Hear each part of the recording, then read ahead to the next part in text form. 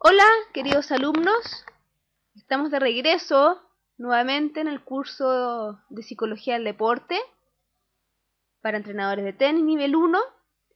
Y luego de unas merecidas vacaciones, nos volvemos a encontrar y comenzaremos entonces el módulo de procesos psicológicos, donde veremos todas aquellas estructuras cognitivas y procesos cognitivos que nos influyen en la forma de ver el mundo y en la forma de aprender.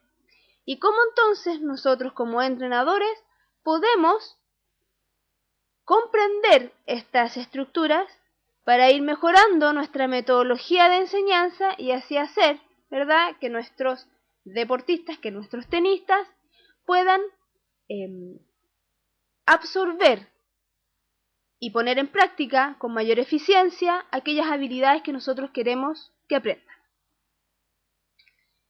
Estos procesos psicológicos y procesos cognitivos corresponden a las estructuras mentales que organizan e influyen la interpretación de la información que viene del ambiente. Esta información, ¿sí?, se manda a la memoria para que ojalá después de un proceso de aprendizaje llegue a la memoria a largo plazo y finalmente, ¿sí?, este input, esta información que entra, se refleja en una respuesta conductual, en un comportamiento, en una conducta.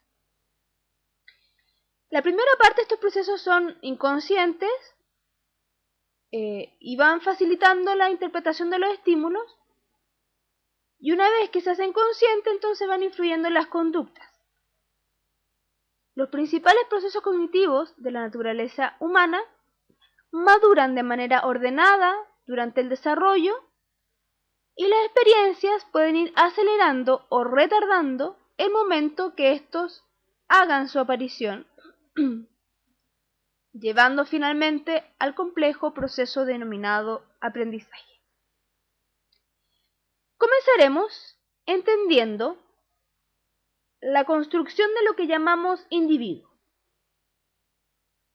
Individuo, sujeto o persona es una construcción histórica. ¿Qué quiero decir con eso? Que la noción de individuo, entendiéndolo como persona con su individualidad, ¿sí?, persona única e irrepetible, es un concepto moderno que nace con una tendencia que es el humanismo en la era del capitalismo, donde se le va otorgando importancia a la conciencia y a los procesos mentales. La persona existe per se, con toda su individualidad, pero no hay que olvidar que también existe gracias a un contexto. Lo individual también es social. Por tanto, el individuo tiene interacciones con su contexto, y en esas interacciones existen procesos psicológicos.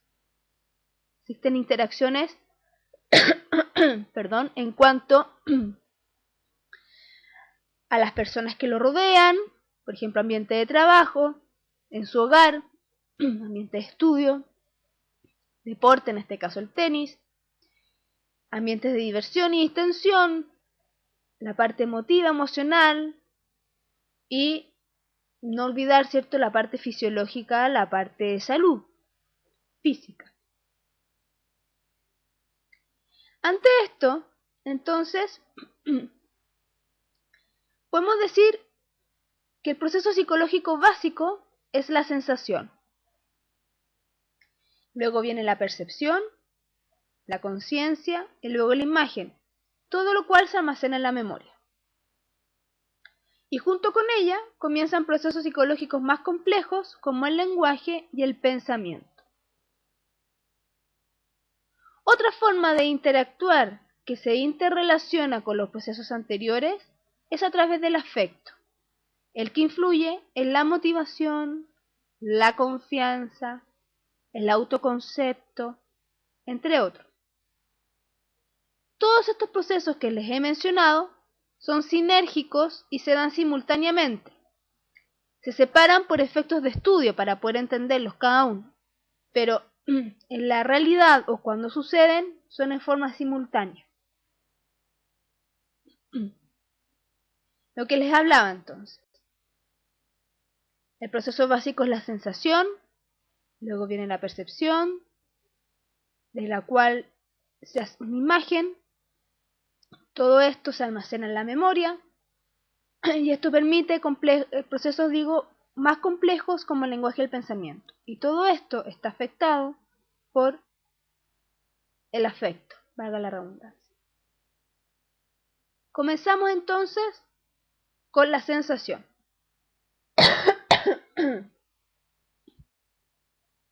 El sujeto tiene órganos sensoriales por los cuales se capta la energía a través de sus vías aferentes y se produce la sensación.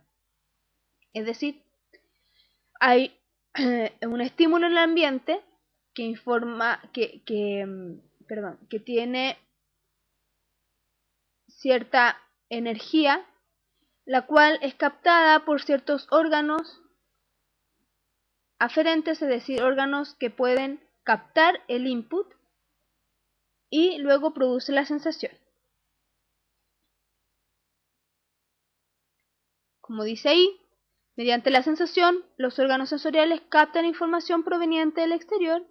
Es un proceso psíquico que se produce al ser excitado un órgano sensorial por un estímulo. El proceso sensorial se constituye por 3 pasos. Primero está el momento estimular, donde efectivamente, claramente tiene que existir un estímulo, tiene que existir un receptor sensorial que está relacionado con los 5 sentidos, el gusto, el olfato, el tacto, el oído, la vista. Tiene que existir un umbral y finalmente tiene que existir un umbral diferencial. ¿Qué es eso? El umbral es la cantidad de energía mínima que se necesita para que el receptor pueda captar el estímulo. Si yo pongo un estímulo, un sonido, por ejemplo, si el sonido es muy bajo, mi receptor sensorial del oído no lo va a captar. ¿Sí? Tiene que cumplir un cierto umbral, un mínimo, para que mi receptor en el oído lo capte. El umbral diferencial, por su parte, es: yo capto el estímulo, pero a medida que el estímulo se me hace constante, de alguna forma mi receptor sensorial se acostumbra a él. Entonces el umbral diferencial es lo que se necesita, la diferencia que se necesita en la intensidad del estímulo para yo volver a captar el estímulo. Por ejemplo, cuando yo me pongo un reloj, yo tengo el reloj puesto, me voy a duchar, me lo saco, después, cuando me lo pongo nuevamente, lo siento, ¿sí? Me doy cuenta que me puse el reloj. A medida que pasan los 5 minutos, ya no siento el reloj, ya es parte casi de mi muñeca. Sin embargo, si me sacara el reloj y me lo volviera a poner, lo volvería a sentir. Hay un umbral diferencial, hay un cambio en la intensidad del estímulo. Lo mismo pasa con el sonido. Yo me puedo acostumbrar a un sonido y finalmente casi ni sentirlo, pero si ese sonido aumenta la frecuencia, claramente lo vuelvo a sentir. La segunda fase del proceso de sensación es la fase de transmisión. Llega esta información al órgano sensorial y el órgano sensorial entonces, a través de impulsos nerviosos y las fibras nerviosas, transmiten hacia las neuronas, hacia el cerebro, esta información a través de choques eléctricos. Y llega la tercera fase de este proceso, que sería la fase de proyección, donde dependiendo de la información, dependiendo de donde llegue, este impulso nervioso, es donde se va a proyectar finalmente y se va a percibir que va a venir el segundo proceso, donde se va a percibir el estímulo. Si la información llega al lóbulo occipital, estamos hablando del sentido de la visión. Si la información llega al lóbulo temporal, estamos hablando del sentido del oído.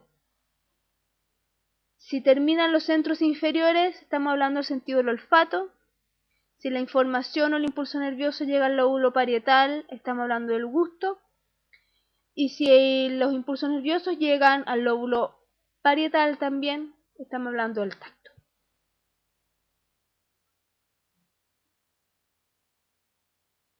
La percepción. La percepción no es más que el darse cuenta de la sensación. El individuo no solo capta la energía y la percibe, sino también la transmite. La percepción entonces la interpreta, la organiza y codifica y la transmite. ¿Sí? ¿Cómo la transmite? A través de la cultura, los procesos de aprendizaje y el lenguaje. La percepción es un fenómeno íntimo. Es íntimo, digo, porque es subjetivo, depende de mí, de mi historia y de mis procesos físicos y psicológicos para saber qué es lo que voy percibiendo. ¿Sí? Entonces, el fenómeno de la percepción está en construcción con el mundo.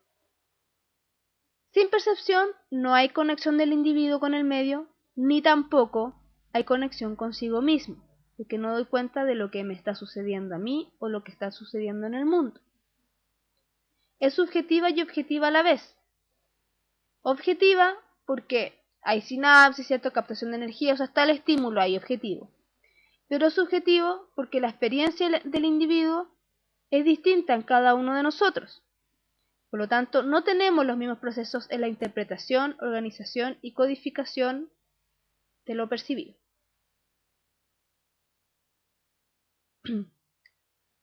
James dice, parte de lo que percibimos proviene a través de los sentidos, claramente, lo que yo decía recientemente, de los objetos que tenemos delante. Pero otra parte procede siempre de nuestra propia mente. Es por eso que es subjetivo y objetivo a la vez. Entonces la percepción es la construcción con el mundo, pero también con el aislamiento. Aislamiento en el sentido de lo interno, de lo íntimo, de lo propio de cada uno de nosotros. Entonces la percepción